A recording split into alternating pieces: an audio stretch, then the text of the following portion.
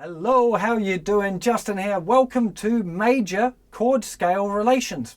And what we're going to be checking out in this lesson is the way that the C major scale in open position relates and can be played along with the three major chords in the key of C, which are the chords C, F, and G. So first of all, we're going to have a look at a close-up of our C major scale in open position. And then we're going to try and play it at the same time as the different chords, and I'm going to show you kind of what fingering kind of adaptations you have to make in order to do that and why it might be useful. What we're eventually going to be doing is playing songs where we've got the chords and the melody at the same time. So it's important that you see the relationship now between the chords and the scales, even though we're not going to really develop it fully for another couple of lessons. So let's get to a close-up and have a look at that C major scale in the open position. I'm hoping you should be familiar with the notes in the C major scale because they are simply C, D, E, F, G, A, B, C. Now we're going to start here on the thinner string. So of course we've got the notes G, F, E, D, C, B, A, G, F, E, D, C, B, A, G, F, and E. Now normally I would recommend coming back to a C so you can see that. So the first thing, make sure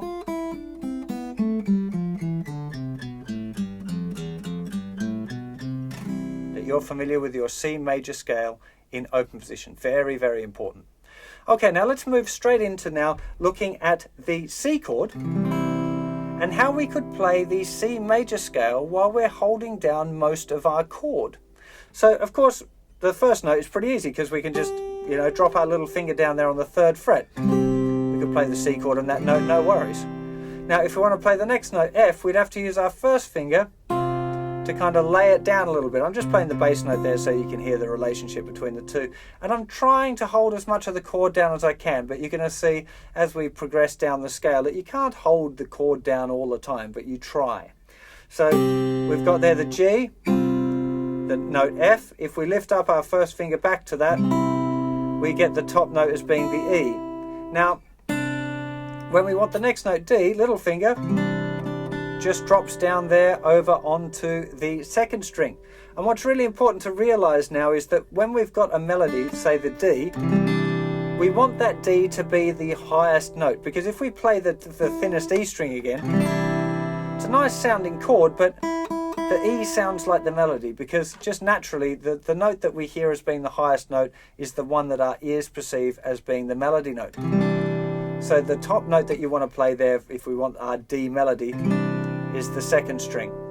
Then we've got lift off little finger, and we've got there the note C with our first finger already. If we lift off our first finger, we've got the note B. Now I'm just going to stop there so you can see this first little bit nice and clearly, that we can play our melody.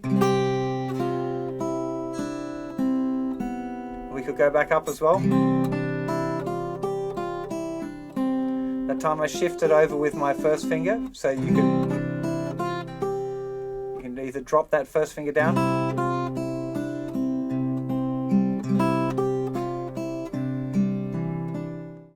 So continuing on, we enter our first kind of problem, which is getting onto this note here, the note A. Now I suppose it would be possible to drop your 2nd finger over to get the note A, but it kind of makes the rest of the chord hard to play, and it's kind of awkward to do that. So generally when I want to play that note A, I move my first finger off the root note onto the A and then lift it off, and generally once it's off I would put it back on the note C, just kind of for good measure.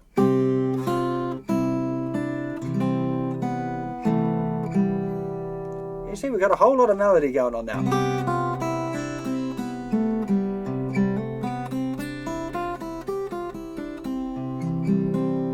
And this is part of the folk thing,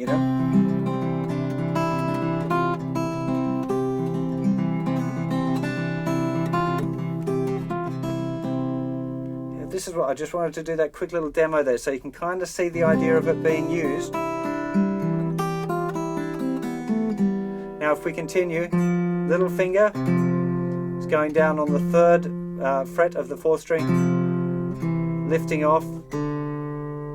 You do that, and then kind of that's really the end. Once we've got to the end of that, there's some other scale notes, but they're not really going to fit with our C chord. So as long as you can get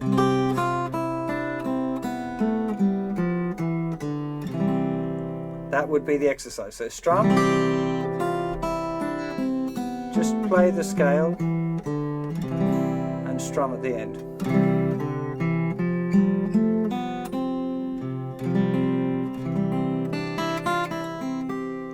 Just experiment a little bit, see how you can find the notes with our C chord.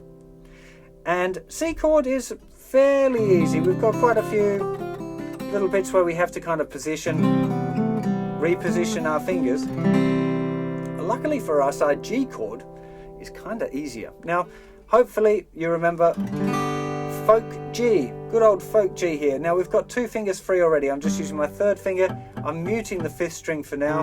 3 open strings, and then our little finger there on the thinner string. Now, because of that, we can get down our scale pretty easily. And remember, we're staying with the C major scale, right? This is the 5th chord in the key of C. We're not moving to G major scale. We're still playing C major scale.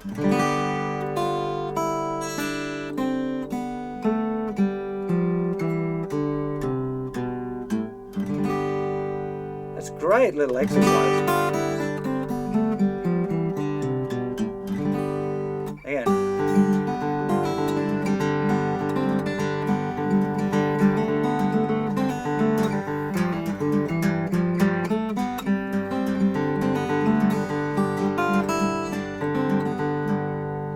Just mucking around again with the C major scale, and I was using the folk finger style sort of ideas.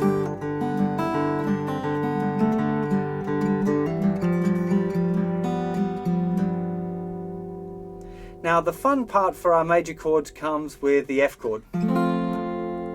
Now I'm using here the thumb over F technique, so the thumb is playing the bass note. We're just using the mini F. We can kind of use the bar chord, but the problem with the bar chord, we've run out of fingers already. We can't. It's difficult to get notes off to play the melody parts if all of our fingers are tied up. So normally, if I'm doing this style, I'll play F chord like this.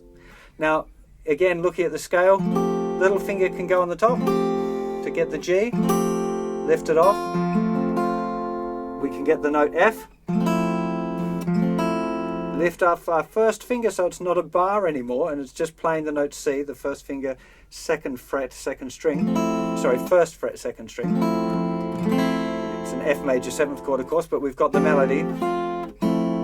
Then little finger on the note D, 1st finger on the note C, 1st finger can come off.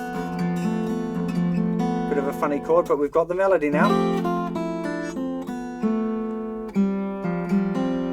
Lovely chord, by the way, having F and lifting off 2nd finger.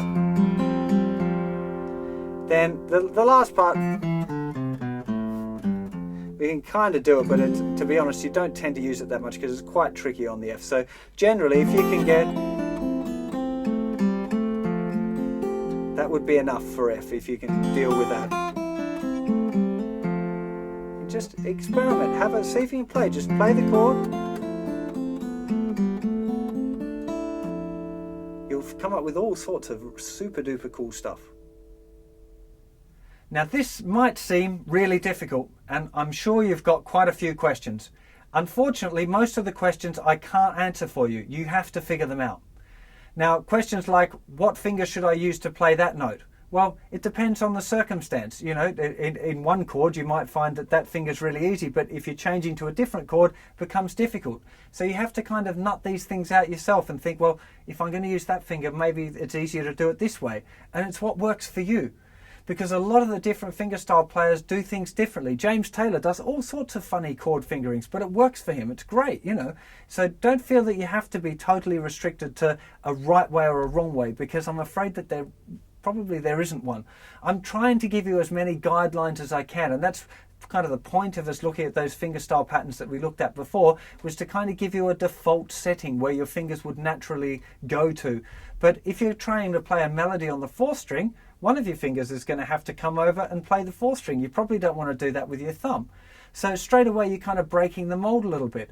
Maybe you might want to play a melody where the melody is on the same string, and using the same finger is difficult. So one of the other fingers might come over and play it. And that's fine. There's not really set ideas on this. What I'm trying to get you to do at this stage is just to have a basic understanding of the concept, of the idea that there's this key of C that we're in, and there are 3 major chords in the key of C, which are C, F and G, and that the major scale of C fits over all of those chords, kind of matches up perfectly with them, and that you should start to explore the idea that you might play some of the scale along with the chords at the same time.